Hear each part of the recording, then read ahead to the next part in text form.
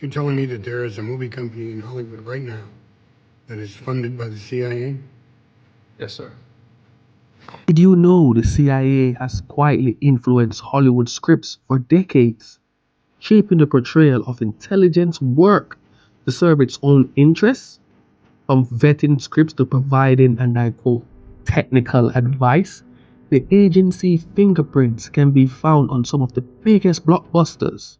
But where does storytelling end and propaganda begins? Hollywood has long been a master of crafting thrilling espionage narrative, but what if some of these stories were shaped not just by creative minds, but by the CIA themselves? For decades, the agency has quietly collaborated with filmmakers, offering technical advice in exchange for influence over scripts and storylines. This partnership has left its mark on some of the most iconic films, from Zero Dark to Argo, subtly shaping public perceptions of intelligence work. The implications are profound. When entertainment blurs with propaganda, the line between storytelling and statecraft become increasingly difficult to distinguish. In a shadowy world where Hollywood needs intelligent agencies, the line between entertainment and propaganda is razor thin and often deliberately blurred. Filmmakers seeking authenticity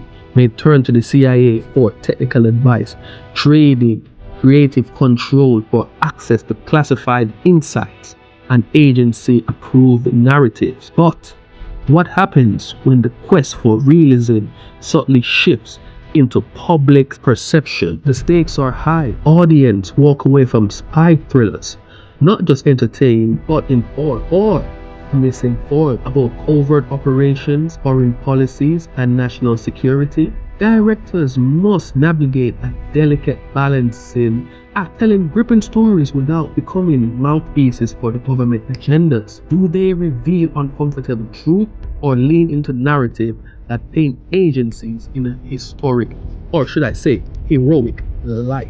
Behind the scenes, scripts are scrutinized, scenes are rewritten, and some stories never make it past the cutting room floor. As the credit rolls, one question lingers. Were we watching a movie or carefully crafted message? What if the most thrilling spy movies weren't just fiction, but carefully curated narratives shaped behind the scenes by the CIA itself? Take Zero Dark 30, the gripping tale of the hunt for Osama, praised for its authenticity. The film had us unprecedented. But there was a catch. The agency used that access to shape the story, ensuring the film reinforced the effectiveness of enhanced interrogation.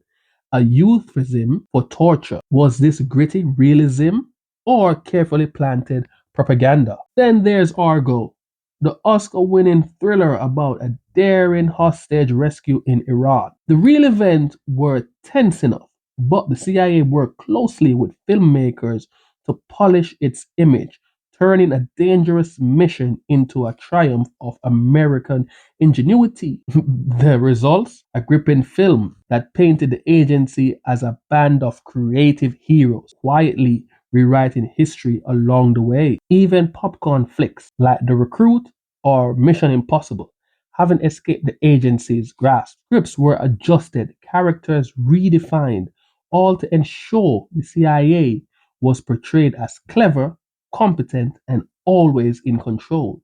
But why? But here's the real question. When the credits roll, are we watching a story crafted by artists or something far more calculated? One key moment where cinematic storytelling profoundly shaped public opinion came with the release of Zero Dark 30 in 2012. The film dramatized a decade-long hunt for Osama, culminating in the high-stakes raid that brought him down. But it wasn't just the suspense that gripped audience. It was the depiction and enhanced interrogation techniques that sparked controversy. Early in the film, a brutal interrogation scene shows a detainee subjected to waterboard and other harsh tactics, leading to a crucial breakthrough in the hunt for bin Laden. The implication that torture was necessary for national security, a narrative the CIA had quietly supported behind the scenes. What most viewers didn't know was that the filmmakers has been granted special access to classified materials and CIA operatives who guided the story's development. Critics argued that the movie blurred facts and fiction, subtly reinforcing the agency's justification for torture at a time when public debate over its morality was still raging. The impact was immediate.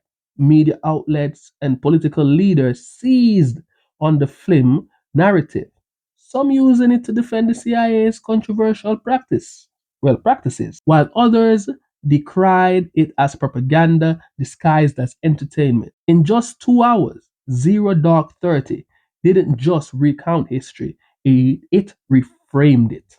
This moment revealed the true power of cinema, not just to entertain, but to shape belief, rewrite narratives, and to influence the way we understand the past and the institution that shaped our future.